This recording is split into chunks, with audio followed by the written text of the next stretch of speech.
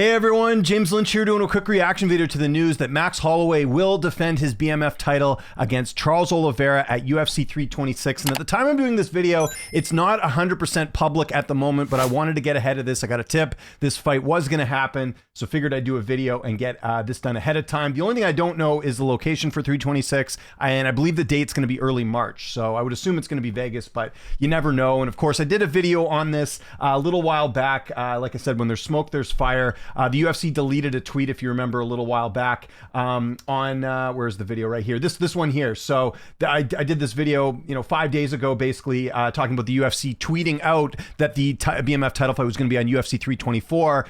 We saw Oliveira come out after saying the fight's not going to happen at 324, so it looks like they moved it to UFC 326. And I said it in that video, and I'll say it here. I do like this fight a lot. If I could give one little nitpicky thing, I would like to see Arman Tsarukyan fight Max Holloway, only because I think it's going to be a while before Arman fights, and I know people will say he deserves the title shot, but we know what's happening right now. It's going to be Gaethje, it's going to be Patty for the interim title. Where does Arman fit into this? I don't know, but I don't want to see Arman on the shelf waiting around to get an opportunity. I would have rather seen him fight Max Holloway, but nonetheless, this is a very good fight. Rematch, actually. If you remember, their first fight happened a long time ago. It was at the UFC Saskatchewan card. And it's funny because I don't think the UFC's been back to Saskatchewan since then. That fight, the first fight, was a neck and shoulder injury. You could probably find it somewhere on YouTube, but it really wasn't a fight. And this was a card too where this was sort of like the marquee fight on the event. If you remember looking back on the card, it was a it was just like a fight night card, but it was a decent event. Like Neil Magny was in the co-main event. You had Patrick Cote. How long ago was that? That was back in August of 2015. So almost a decade ago these two fought, and that was at featherweight as well. So it was kind of unfortunate because there was a big buildup to this fight for those who don't remember it, and Oliveira basically was just injured in the fight early on, neck shoulder injury, and basically had to tap out in the first round. So Holloway gets the win. So now we get this fight a decade later at lightweight and at different stages of their careers. Let's do a quick tail of the tape between these two. Obviously, Max Holloway going to be a little bit younger and a little bit bigger here. So 34 years old for Holloway, 5'11" with a 69-inch reach, and Charles Oliveira, 36 years old, 5'10" with a 74-inch reach. So actually, I take that back. It looks like Oliveira has the reach advantage here at 74, Max Holloway at 69. Let's look at their last few fights and what they've been up to. Obviously, Poirier coming off a very impressive win over Dustin Poirier in a fight where I want to say he was the underdog in that one. No, he was a slight favorite. So Holloway gets it done over Poirier in his retirement fight. Very impressive victory. Just the one loss at featherweight over the last couple fights to Ilia Topuria, which, like I've said before and many times on this channel, Topuria just knocks out everyone, right? So, I mean, that was a very big win for Topuria. Max Holloway, I thought looked good prior to the knockout.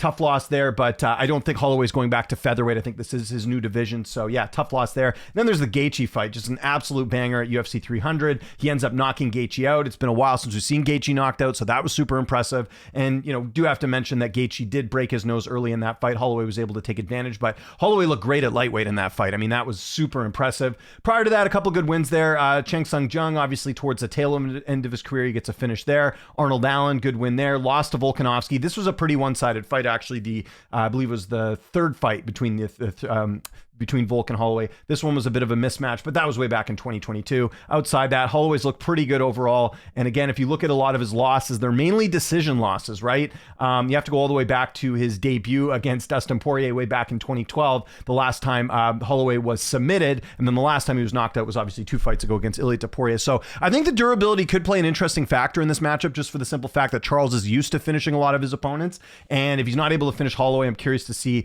how this one goes.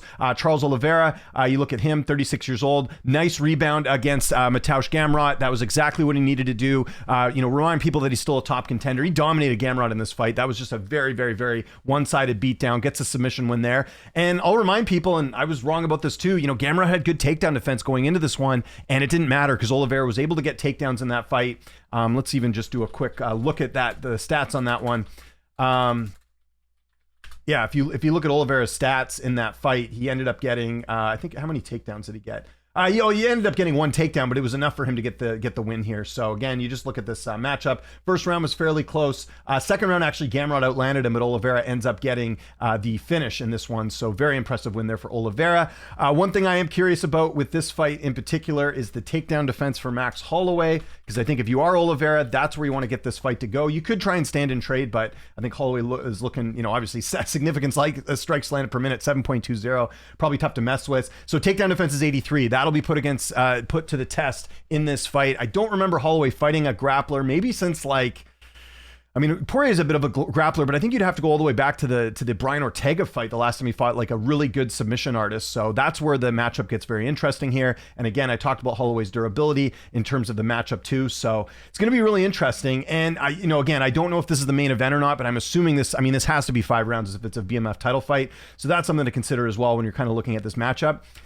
I don't know why. I might be wrong about this. I'm kind of leaning Holloway here only because I did think he looked good in that Gaethje fight. And again, the Poirier fight as well shows he's right up there. I think Oliveira's at that level too, but I think Oliveira is also used to relying on, finishing his opponents. He didn't finish Chandler. I mean, that's a different animal, but I do wonder if this fight goes the distance. Can Holloway sort of outwork Oliveira? Can he keep this on the feet? And I think Holloway can. If you look at the takedown defense, it does seem pretty good. Holloway's ground game for the most part seems really good. Again, look how many fights Holloway's had, and he's only been submitted 1 time. That's extremely impressive for Holloway's career that he's only been submitted 1 time. So I think if Holloway keeps us on the feet, I think Oliveira will have a little bit more power. I think Holloway's a little bit more technically sound in the stand-up than Charles Oliveira. And I could see Holloway taking a decision. And I could see this fight being like the Gaethje fight where we do see a little bit of war in this one. So my initial pick on this one, and I'll dig in this a little bit deeper on early look, but I'm sort of leaning Holloway decision on this one. He's a little bit younger, taking less damage too, right? Like I think if you look at the striking defense for Oliveira, it's at 49%. You look at Max Holloway, it's at 59%. So,